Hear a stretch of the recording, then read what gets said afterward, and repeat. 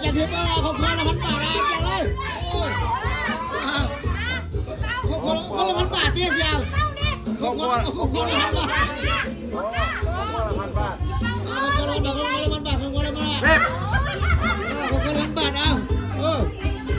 คนละ1,000 บาทเว้ยเอาเมียกูโอเคให้ผู้หญิงโอเคคนละ1,000 บาทโอ้ทำแก่ทำแก่เลยคนละ1,000 บาทคนละ1,000 บาท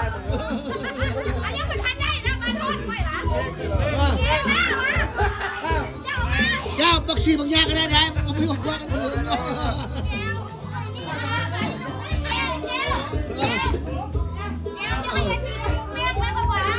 เอา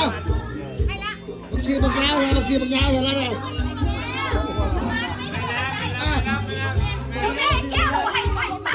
เสียบักแก้วบักชีนะคนละ1,000 บาทเลยคนละ1,000 บาทเลยเดียวแก้ว